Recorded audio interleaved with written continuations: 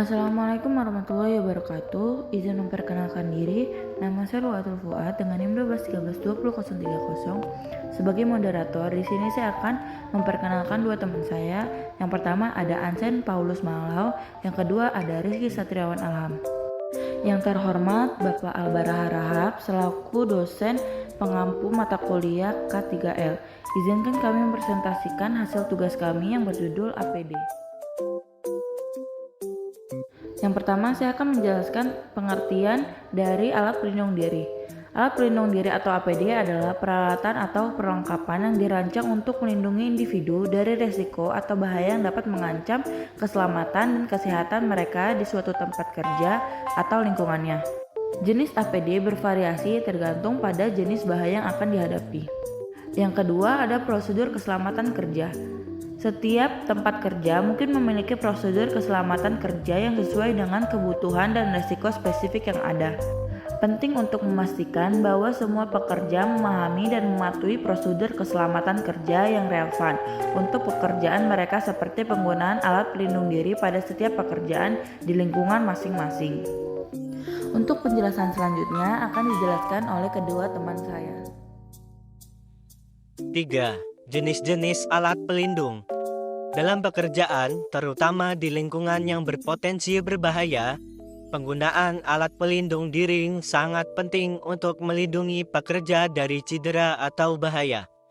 Beberapa pelindung diri yang umum digunakan antara lain helm, pelindung mata, pelindung telinga, pelindung pernapasan, pelindung tangan dan kaki, rompi pelindung, sarung tangan, dan alat pengaman lainnya. Selanjutnya, helm. Helm adalah salah satu APD yang paling penting dan umum digunakan di lokasi konstruksi.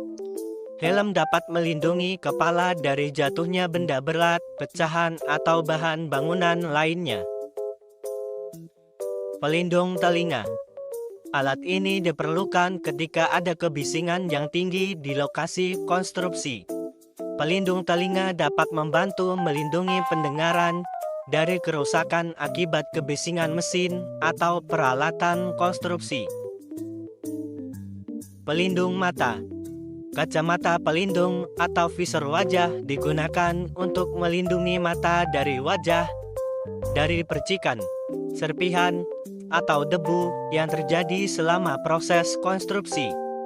Ini sangat penting saat bekerja dengan perkakas listrik atau saat melakukan pekerjaan yang menghasilkan debu atau serpihan.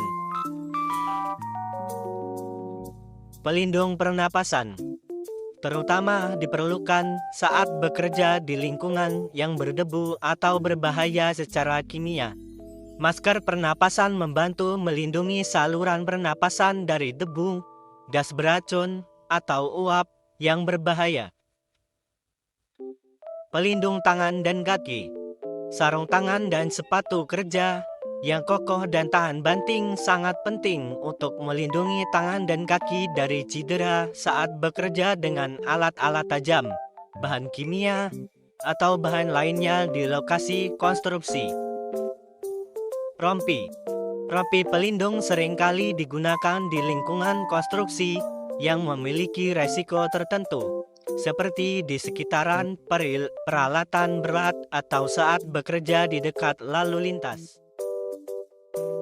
Manajemen alat pelindung diri atau APD sebagaimana tertuang dalam Peraturan Menteri Nomor 8 Tahun 2010 merupakan wujud dari upaya pemerintah untuk meminimalisir berbagai faktor-faktor kegagalan dalam penerapan APD di perusahaan.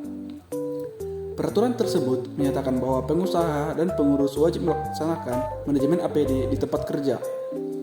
Manajemen APD yang dimaksud meliputi identifikasi kebutuhan dan syarat APD, pemilihan APD yang sesuai dengan jenis bahaya dan kebutuhan atau kenyamanan pekerja, pelatihan, penggunaan, perawatan, dan penyimpanan, penata laksanaan, pembuangan atau pemusnahan, pembinaan, inspeksi, serta evaluasi dan pelaporan. 5. Inspeksi.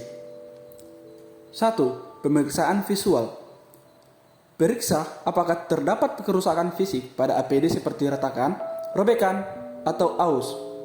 Perhatikan apakah ada komponen yang terlepas atau kendur, seperti strap pada helm atau kacamata pelindung. Pastikan label atau tanda pengenal pada APD masih jelas terbaca.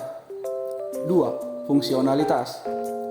Pastikan bahwa semua bagian APD masih berfungsi dengan benar. Misalnya, pastikan bahwa lensa pada kacamata pelindung masih jernih dan tidak tergores. Uji fungsi APD yang memiliki komponen dinamis seperti masker, pernapasan, atau alat pelindung telinga untuk memastikan bahwa mereka berfungsi sebagaimana mestinya. 3. Kebersihan. Kebersihan APD secara teratur untuk memastikan bahwa mereka tidak terkontaminasi oleh bahan berbahaya atau kotoran lainnya yang dapat mengurangi efektivitas pelindungan. Pastikan APD yang menggunakan filter atau kain pengganti disimpan dalam kondisi bersih dan kering. 4. Kesesuaian dengan pekerjaan. Pastikan bahwa APD yang digunakan sesuai dengan jenis pekerjaan dan bahaya yang dihadapi. Periksa apakah APD memberikan perlindungan yang memadai terhadap risiko khusus di lingkungan kerja tertentu. 5. Penyimpanan dan perawatan. Pastikan APD disimpan dengan benar dalam tempat yang bersih dan kering untuk mencegah kerusakan atau kontaminasi. Ikuti panduan perawatan produsen untuk memastikan APD tetap dalam kondisi yang baik. 6. Pelatihan. Pastikan bahwa pekerja dilatih untuk menggunakan APD dengan benar dan memahami pentingnya inspeksi rutin dan perawatan. 7. Catat dan laporkan. Catat hasil inspeksi pada APD dan laporkan segala temuan yang signifikan atau kebutuhan perbaikan kepada manajemen atau departemen yang bertanggung jawab. Inspeksi rutin APD sangat penting untuk memastikan bahwa mereka tetap efektif dalam melindungi pekerja dari risiko cedera atau paparan bahan berbahaya di tempat kerja.